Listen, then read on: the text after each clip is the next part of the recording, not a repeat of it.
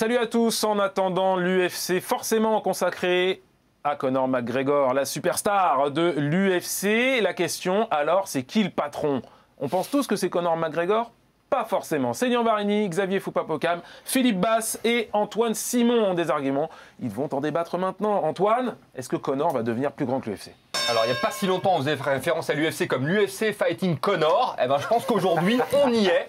Il fait la pluie et le beau temps. Il choisit les combats qu'il veut. Il dit, je vais combattre un tel, je vais combattre un tel. Même s'il y a des combattants qui sont mieux classés que lui, eh ben, il va leur passer devant. C'est lui qui génère le plus d'argent. Et je pense que si l'UFC était vendu 4,2 milliards de dollars, c'est en grande partie grâce à lui.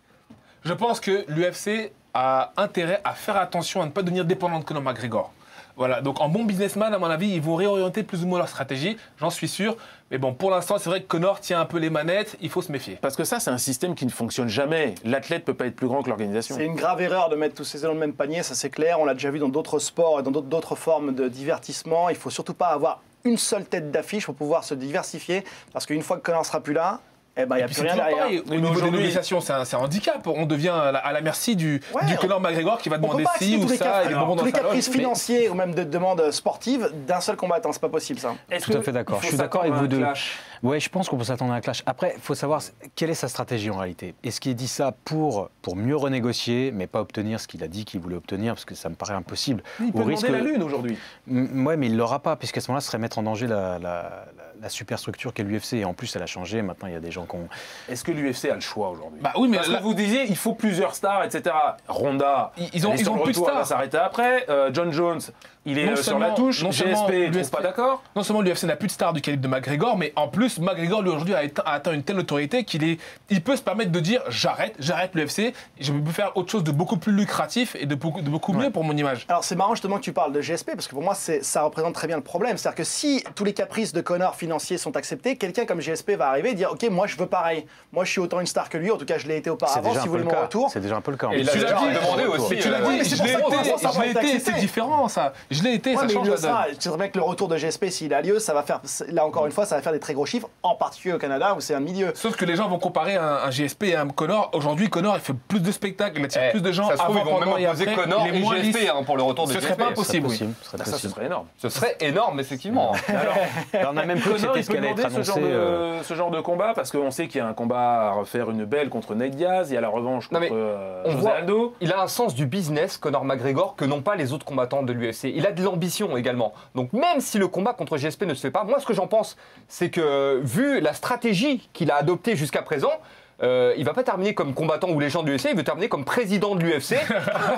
Il parlait pendant un moment d'organiser ses propres combats, de faire la McGregor Championship Fighting League. Il est fort, il est efficace déjà. Il est fort, il est efficace déjà. C'est que son business n'est pas construit sur du sable. Déjà, quand il tient des promesses, il les tient. Voilà. Donc en plus de ça, oui, il a un sens. Et puis il a compris qu'il faut s'associer avec l'UFC. Ça, lutter contre l'UFC, il va aller dans le sens de l'UFC.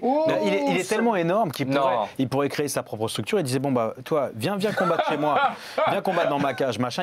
Il pourrait le faire et ça pourrait être dangereux pour lui. Je pense qu'il se mettrait, c'est pas bon pour lui. Il prendra pas les risques comme ça. Mais il pourrait le faire. Est-ce que cette toute puissance de McGregor peut créer des jalousies dans le roster? Il y a déjà des jalousies financières, bien sûr, mais encore plus. Et dans toutes les catégories, c'est ça qui est incroyable. Même des combattants qui n'ont aucune chance de l'affronter, ils rêveraient de pouvoir mettre les gants avec lui. À l'UFC, il y en a qui ont compris ce que c'était McGregor. Ils ont compris que c'était la poule aux œufs d'or et qu'il fallait justement et que c'était un showman et que la Red Penty Night. La fameuse Red Penty Night. Et donc tout ce qu'il faisait justement, c'était voilà, ça allait dans le sens de tout le monde. Il y en a d'autres qui ont une frustration. Ils se disent ouais, pourquoi on file tout à ce mec-là? Je suis meilleur que lui, blablabla. Ils comprennent pas que sans lui, tous jusqu'au jour comme Alvarez ou bam. Donc après, non, ça peut se comprendre jusqu'au prochain. Il faut voir. Ce qui est beau, c'est qu'on l'a vu perdre encore une fois. Donc du coup, là maintenant, on peut se rendre compte que c'est possible, que c'est pas voilà, et que les gens ont peut-être raison quand ils disent ouais, mais si je te colle contre la cage, peut-être si mais là, on a vu qu'il résistait bien. Donc vraiment, sportivement, il a rempli son contrat. C'est ça aussi le truc. Donc maintenant, pour moi, il demande peut-être un peu trop. Est-ce que c'est pas une stratégie pour obtenir autre chose? Des fois, on dit ça pour avoir autre chose. Oui, mais c'est pas autre chose. Négociation.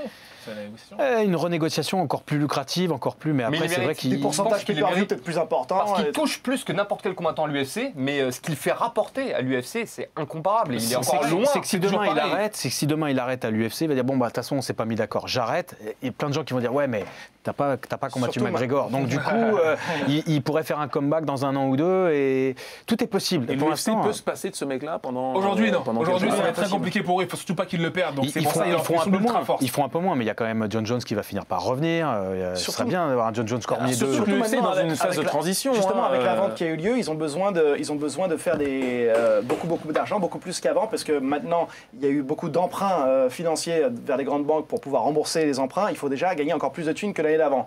Ouais. Donc, Ce qui est une erreur. C'est comme tout le reste de l'économie mondiale, c'est une erreur de fonctionner comme ça. On voit bien que. C'est la fin de cette En attendant l'UFC. Alors, c'est qui le patron? Eh bien, c'est peut-être Conor McGregor, peut-être pas. En tout cas, à mon sens, David tout le Astorga. monde a gagné.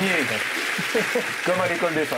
Merci Antoine Simon, merci Philippe. Merci à toi aussi. Merci Xavier. Merci, David. Et merci Célian. bah, merci à vous. Allez, Conor vous embrasse. Ciao.